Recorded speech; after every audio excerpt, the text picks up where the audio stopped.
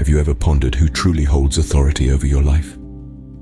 Today we're diving into the rich narrative of Luke chapter 20, where this question of authority takes center stage. This chapter begins with a heated confrontation. Picture this: Jesus in the temple, religious leaders challenging his authority, questioning his teachings. But Jesus, ever the master storyteller, responds not with defensiveness, but with a parable, the parable of the tenants. This parable isn't just a simple story, it's a mirror held up to these leaders, forcing them to confront their own misuse of power and authority.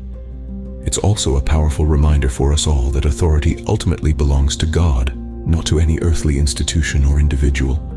Jesus doesn't just answer their question, he flips it on its head, leaving them and us with a deeper question to contemplate.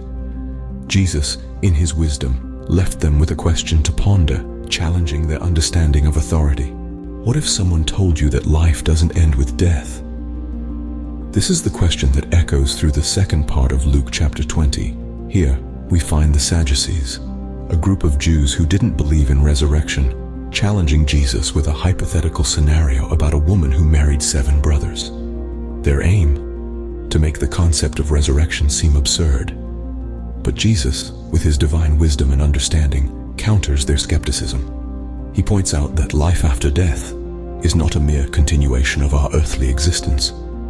In heaven, we won't be given in marriage like we are here on earth.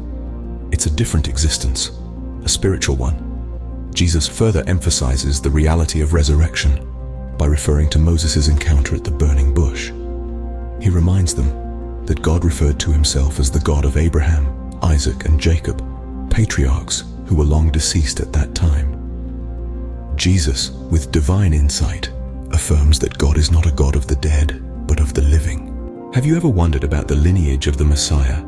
Let's delve into the third part of Luke 20, where Jesus challenges the crowd's understanding of the Messiah as merely a descendant of David. It's an intriguing conversation, really. The crowd had a preconceived notion that the Messiah would be a direct descendant of King David, a mortal man of significant but earthly lineage.